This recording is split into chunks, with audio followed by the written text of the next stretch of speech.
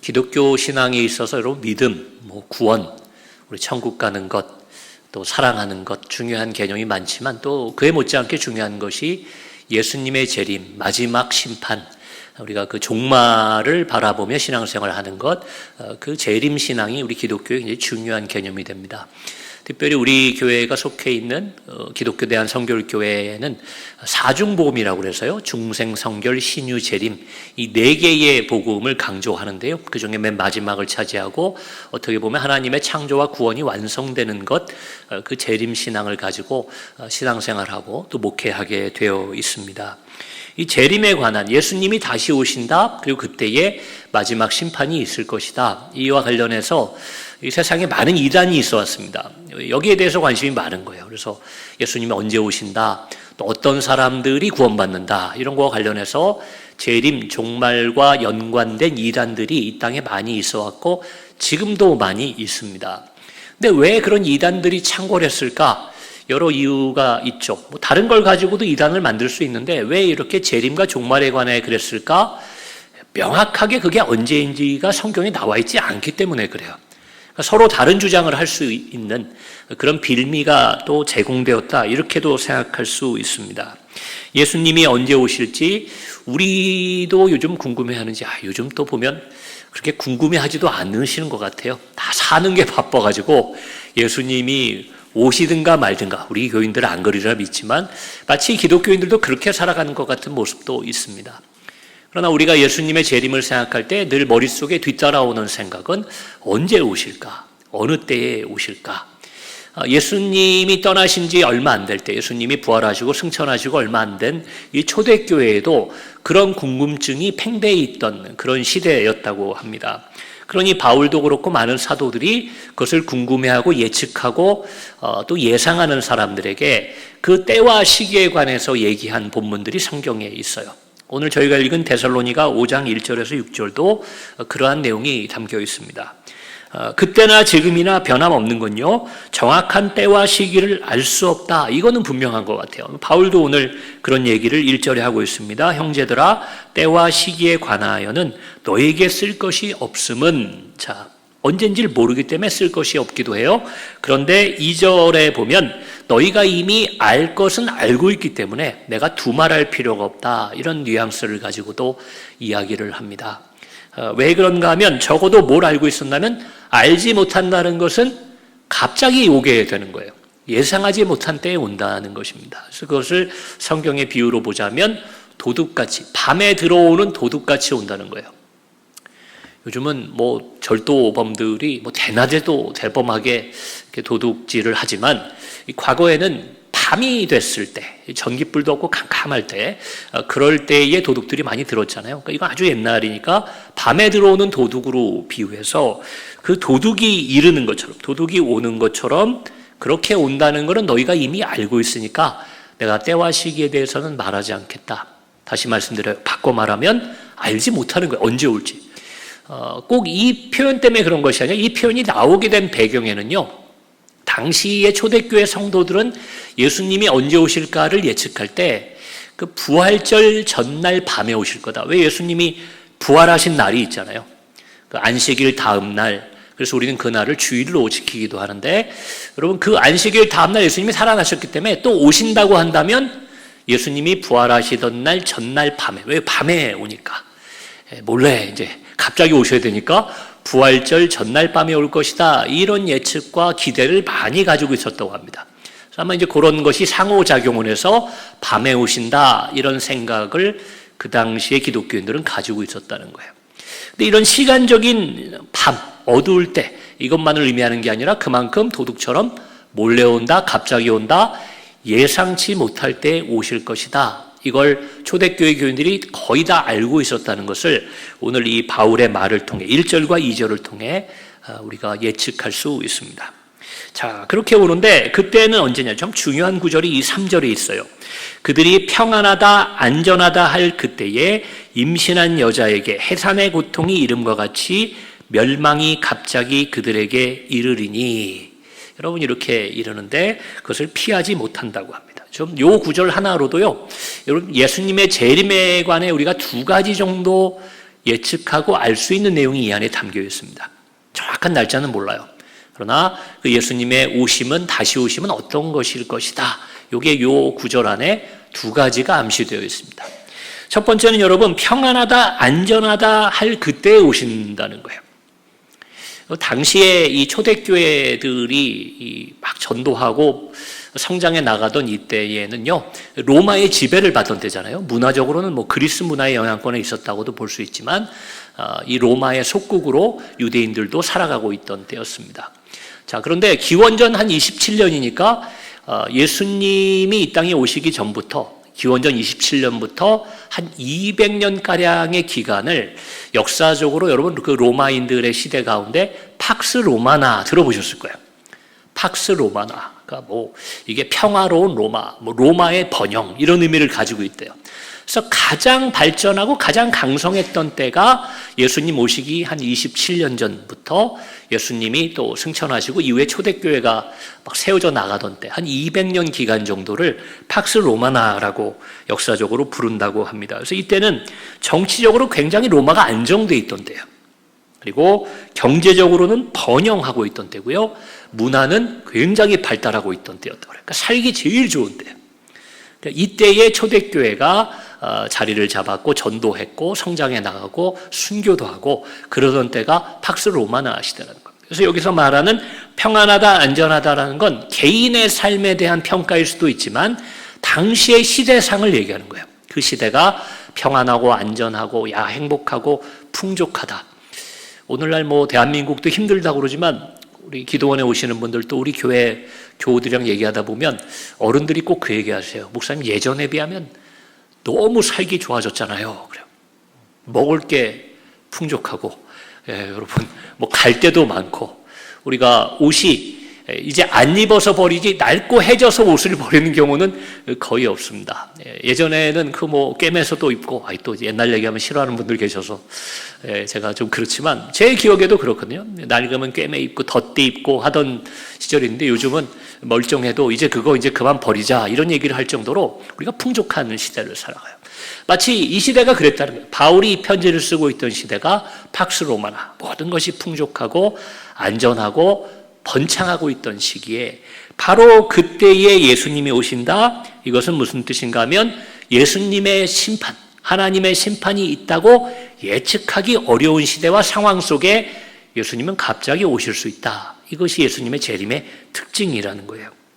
개인의 삶도 마찬가지예요. 제가 팍스 로마나를 통해 시대상도 얘기 드렸지만 개인의 삶도 우리도 그렇습니다. 우리가 좀 살만하고 현실에 집중해서 살아가고 있을 때는 예수님의 다시 오심에 대해서 좀 망각하고 살아갈 때가 많아요.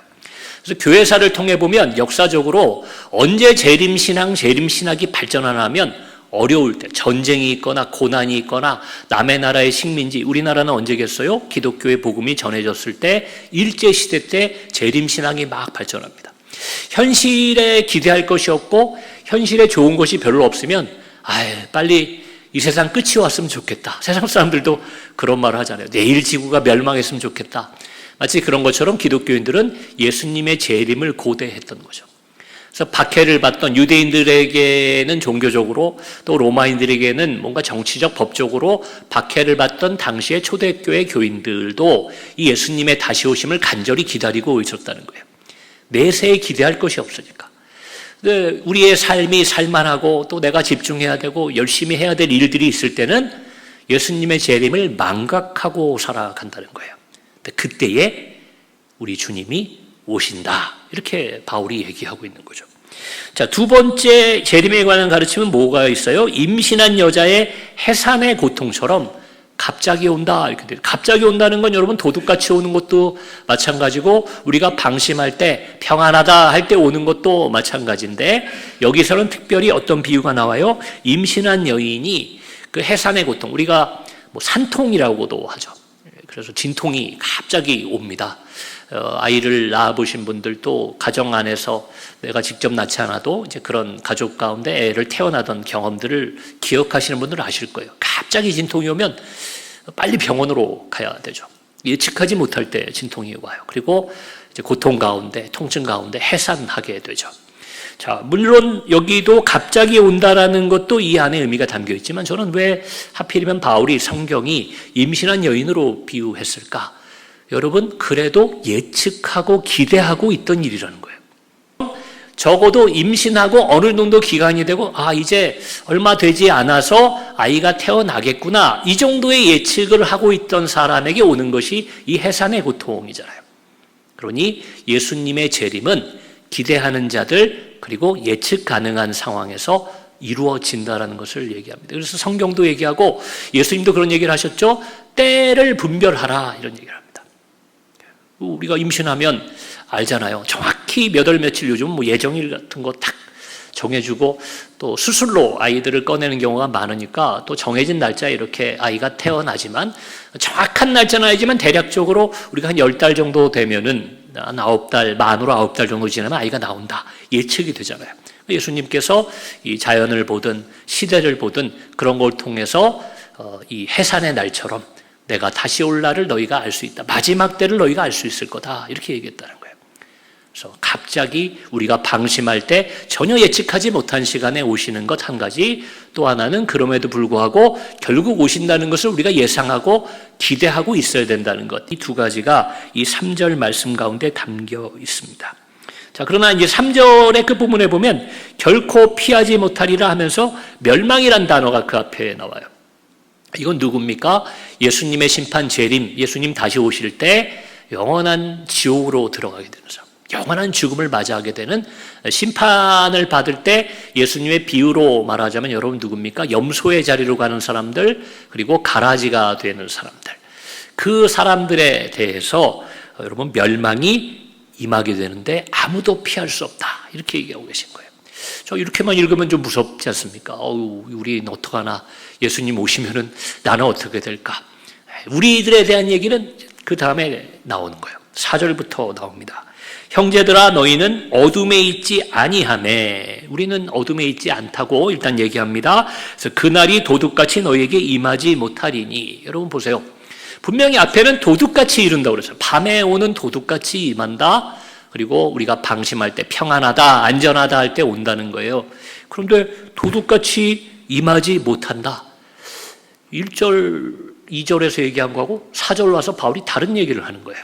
이걸 어떻게 받아들이셔야 되냐면, 하나님 앞에 심판받아서 구원받는 사람과 멸망당하는 사람들의 차이점은 멸망당하는 사람한테는 도둑같이 온다는 거예요. 그런데 구원받는 우리에게는 도둑같이 오시는 게 아니다, 그렇게 얘기하고 있습니다.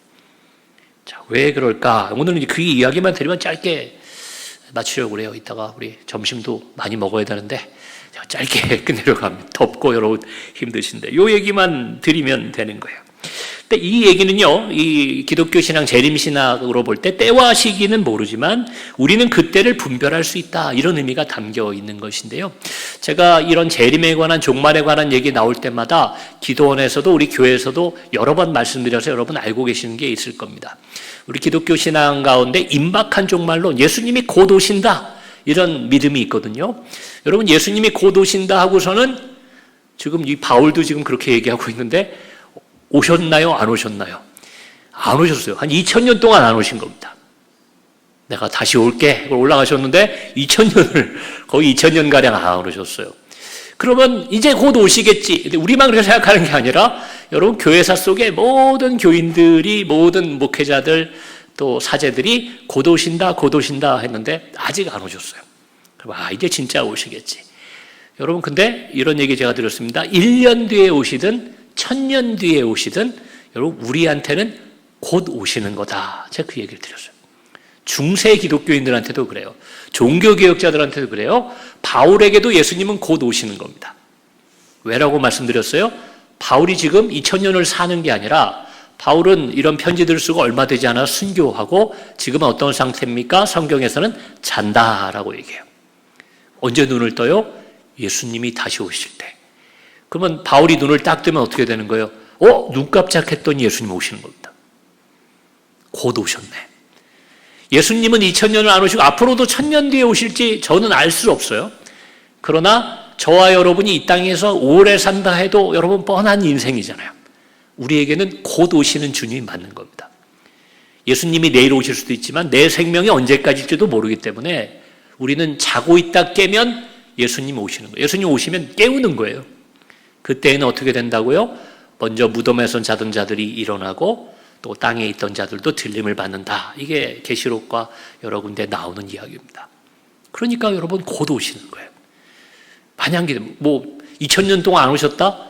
여러분 그러나 역사 속에 있는 모든 기독교인들, 모든 인류에게는 눈을 뜨는 순간 예수님은 바로 오신 거예요. 여러분 우리가 임박한 종말론 속에 살아갑니다. 자, 그때를 어떻게 분별해야겠습니까? 4절에서 6절에 보면 그 내용들이 자세히 나와 있는데 우리에게 도둑같이 임하지 못하는 이유는 여러분 우리는 밤에 속하지 않았다라고 얘기해요. 밤과 낮이라는 상징이 의미하는 것은 무엇일까? 여러분 바울이 분명히 얘기하고 있고 성경에서도 얘기하는데 밤과 낮의 비유가 나올 때는 여러분 밤은 자는 때 이걸 이렇게 생각하셔야 돼요. 요즘은 야행성인 사람들이 많아요. 우리 애들도 재우려고 그러면 참 힘들어요. 밤 되면 그렇게 안 자려고 그럽니다. 근데 그 이유가 뭔가 하면 스마트폰도 있고 전기도 있고 우리가 깨서 할 수 있는 게 많은데 이 성경이 기록되던 2000년 전은 여러분 어떤 상황입니까? 밤 되면 할 게 없어요. 호롱불 정도 킬 수 있는데 그것도 기름이 귀하기 때문에 특별한 일이 있지 않으면 켜지를 않아요. 오죽하면 그런 비유가 나오잖아요. 신랑을 맞이하러 나갈 때도 기름 준비가 안 되는 상황이에요. 그런데 무슨 밤에 심심하다고 불 켜놓고 이럴 수 있는 상황이 아니죠. 그러니 밤과 낮의 비유가 나오면 오늘날에는 이게 좀 이해가 안 될 거예요. 그런데 이때는 밤과 낮의 비유가 나온다. 잘 때와 깨어 있을 때 이렇게 생각하시면 돼요. 해가 지면 자는 거예요. 할 일이 없으니까. 또 해가 뜨면 아주 일찍부터 일어나서 그 해가 떠 있는 밝은 동안에 많은 일을 해야 되니까 옛날 어른들이 부지런했던 것입니다. 자, 그런데 6절에 보면은 그래서 뭐라고 표현이 되어 있습니까? 믿지 않는 이들은 자고 있을 때인데 그런데 우리는 깨어서 오늘 제목이기도 합니다. 깨어 정신을 차리고 있어라. 아주 바울이 잔소리하듯이 얘기하는 거예요. 야, 좀 일어나서 정신을 차리고 있어라. 저는 이걸 읽으면 겟세마네 기도하시던 예수님 생각이 나요. 예수님이요, 제자들을 별로 안 믿었습니다. 너는 나를 팔 거고 너는 나를 3번 배반할 거고 너희는 못할 거고 이거 예수님 다 아셨어요. 근데 예수님이 제자들에게 좀 의지했던 때가 있는데 그게 바로 겟세마네 기도를 하러 가시면서 제자들에게 나를 위해 깨어 기도해줘 그렇게 얘기하고 가세요. 부탁한다. 근데 예수님이 갔다가 오면 어떻게 돼 있어요? 다 자고 있어요. 너희가 한시도 깨어있지를 못하느냐. 서운해 하십니다. 예수님이. 책망하셔요. 여러분 그 표현같이 들려요. 너희는 깨어서 정신을 좀 차리고 있어라. 바울이 초대교회 교인들을 향해서 얘기합니다. 여러분 성경에 보면 이 겟세마네 기도뿐만 아니라 성경 속 많은 인물들, 그게 선한 사람이든 악한 인물이든 자다가 일을 그르치는 걸 굉장히 많이 보게 됩니다. 잠을 자다가 잠을 이기지 못해서 잠결에 많은 실수를 범하고 그것이 하나님 앞에 죄가 될 때가 있어요. 그래서 성경은 늘 깨어있어라 그런 표현들을 많이 하는지도 모르겠습니다. 여러분 현실도 그래요. 이 성경 속 인물만 그런 게 아닙니다. 우리도 그래요. 우리가 잠결에 어떤 실수를 할 때 많이 쓰는 표현들, 우리 비몽사몽이라는 표현도 써요. 졸음운전 여러분 얼마나 위험합니까? 음주운전만큼 위험한 게 졸음운전이잖아요. 또 이 잠을 잘 못 자서 피로하면 우리가 삶의 일에 능률도 안 오르고 일이나 관계를 망치기가 쉽죠. 또 졸리고 잠들고 깨고 하다 보면 시야가 흐려집니다. 죄송합니다. 눈이 잘 안 보이죠. 앞이 막 흐려져요. 깨어있지 못하면 여러 가지 불편한 일들, 사건, 사고가 발생하는 게 우리 현실에서도 경험돼요. 이걸 제가 그래서 현실에 좀 적용해서 한 3가지로 우리가 밤이 상징하는 잠들어 있는 사람들의 특징이 무엇인가? 그걸 제가 한 3가지로 현실적으로 분류하고 그것이 성경적으로는 어떤 의미를 갖는지를 나름대로 한번 분류를 해봤습니다. 이게 맞는지 틀린지 여러분도 한번 적용해 보시면 좋을 것 같아요. 잠을 자는 사람들, 잠을 잘 못 깨는 사람들은 여러분 첫 번째로 빠르게 반응하기가 어려워요. 잠자다가 빠르게 반응할 수가 없습니다. 그러니 보통 전쟁 같은 거를 일으킬 때 남의 나라를 침략할 때 새벽이나 한밤중에 공격하잖아요. 그러면 그 사람들이 빠르게 대응하지를 못하니까 마찬가지로 우리 인생도 그런데 이게 성경적으로 보면 결국 예수님이 우리에게 말씀하신 깨어있으라는 건 무슨 얘기인가 하면 하나님의 뜻대로 살고 있으라는 뜻인데 하나님의 뜻이 무엇이에요? 사랑하고 용서하고 또 나에게 누가 해를 끼치거나 좀 그래도 참고 인내하는 건데 여러분 이런 반응이요 세상 말로 빠릿빠릿하게 나가지를 못해요. 깨어있지 못하면. 그 목사님들도 그런데요. 목사님들도 날 때부터 목사가 아니잖아요. 훈련받고 공부하고 기도하고 목사가 돼 있는데 피곤하거나 또 어떤 때 좀 내가 굉장히 다른 일에 몰두하고 있다가 그러면 목사인데도 옛날 성격이 훅 하고 나온다는 거예요. 그러면 그게 눈은 뜨고 있고 작은 건 아니지만 깨어있지 못한 겁니다. 깨어있으면 누가 나에게 함부로 대해도 인자한 표정으로 이렇게 대할 수 있죠. 저 사람도 하나님의 자녀인데 내가 용서해야지, 사랑해야지. 또 빠르게 내 도움이 필요한 사람에게 손을 내밀 수가 있어요. 그런데 영적으로 잠들어 있는 사람은 그러지 못합니다. 지나간 다음에 늘 후회해요. 내가 그때 그걸 좀 받아줬어야 되는데, 그때 내가 좀 도와줬어야 되는데, 그때 내가 사랑한다고 표현했어야 되는데. 그런 할 걸 신앙이라고 하잖아요. 계속 그렇게 살아가는 사람은 잠들어 있는 신앙입니다. 그러니 빠르게 그때에 맞춰서 대응하지 못하고 살아가는 거예요. 육의 졸음만이 문제가 아닙니다. 영적인 졸음과 잠을 자는 사람들은 이 타이밍, 하나님 보시기에 좋은 그 타이밍을 맞추지 못해서 하나님 앞에 상급 없는 삶을 살아가기가 쉽다는 겁니다. 두 번째로 오늘날 잠을 자고 있는 신앙인들 혹은 잠을 자고 있는 세상 사람들은 여러분 잠을 자고 있기 때문에 비몽사몽간에 잠에서 막 깬 듯한 얼굴을 생각해 보세요. 여러분 올바른 판단을 하기가 어렵다는 겁니다. 요즘 정말 어려운 시대라고 그래요. 과거에는 좀 삶의 정답이 있었습니다. 제가 직업만 얘기해도 제가 뭐 틀릴 수는 있지만 저는 어릴 때부터 그렇게 들었어요. 제가 아주 어릴 때 초등학교 뭐 이렇게 다닐 때는 은행원이 굉장히 좋은 직업이라고 그랬어요.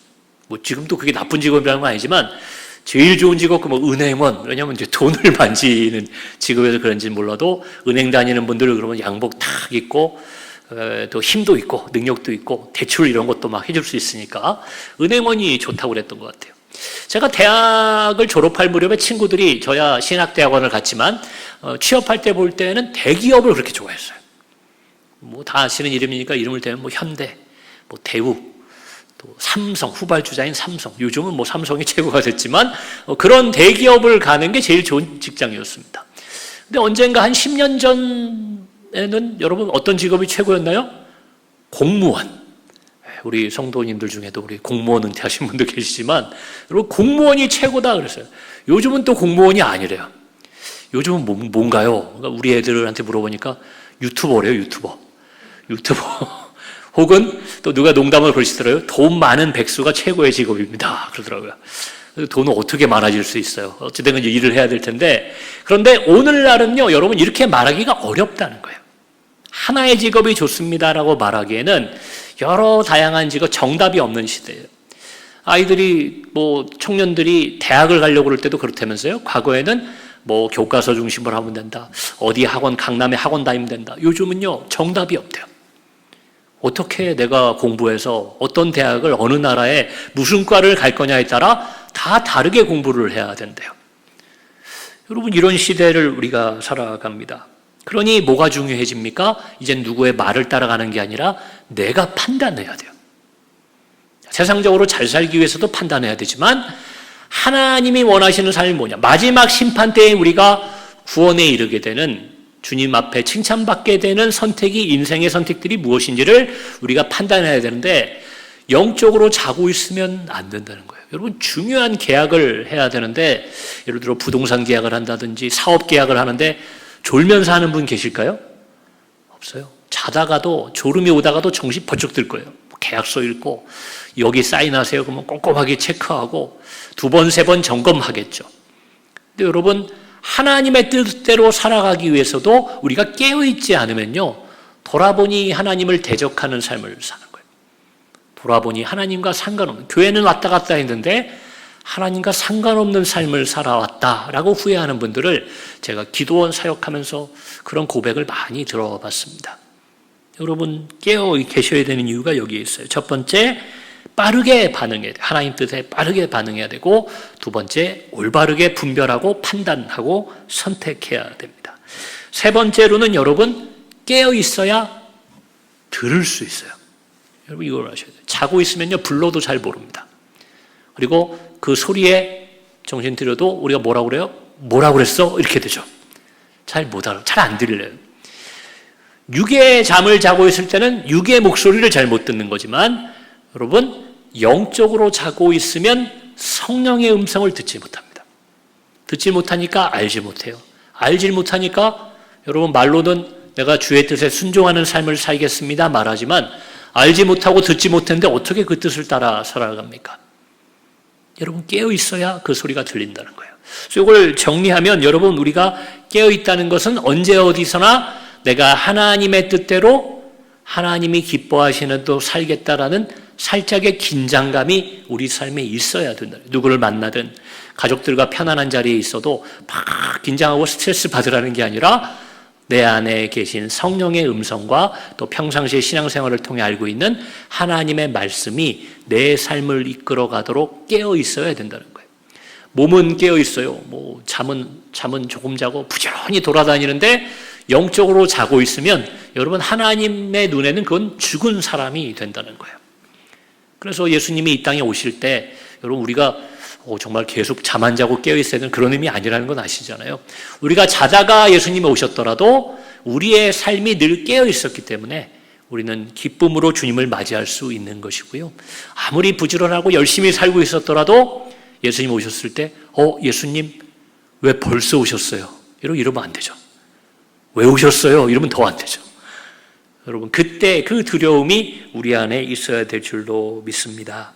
하나님의 뜻, 성경의 가르침, 그 앞에 우리가 깨어 있어야 그때를 분별하고 준비할 수 있습니다. 그래서 이걸 바꿔 말하면 요때일 것이다 예측하고 준비하라는 게 아니에요. 언제 오셔도, 오늘 오셔도 우리가 준비되어 있어야 된다. 그게 그때를 분별하는 믿음이라는 걸 성경은 우리에게 말해주고 있습니다. 항상 준비되어 있으면 여러분 아무 문제가 없어요. 예수님이 오늘 오셔도 되고 좀 나중에 오셔도 되고 우리의 육의 생명이 다하고 우리가 또 영원히 자고 있을 때 그때 오셔도 아무 문제가 없습니다.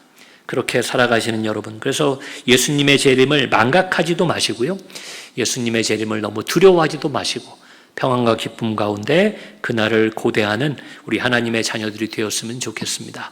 여러분 그렇게 사시면 단순히 재림 때만 좋은 게 아니라 성경에 말하는 걸 하나님 뜻대로 깨어있는 자들에게는 늘 하나님의 능력과 복이 사명과 함께 주어지는 것을 믿으시기 바랍니다. 깨어있는 저와 여러분 되기를 다시 한번 주의 이름으로 축원합니다. 우리 시간 함께 기도하실 텐데요, 우리와 상관없다고 여겨질지 모르는 그 재림, 예수님의 종말을 늘 생각하고 그것을 바라보며 그 재림의 신앙이 오늘의 우리의 삶을 이끌어 가도록 깨어있는 삶, 말씀과 성령에 귀 기울이는 삶, 그래서 하나님의 뜻에 기민하게 반응하며 살아가는 삶, 그러한 삶을 살게 해달라고 우리 주의 이름 한번 부르고 합심하여 기도하겠습니다.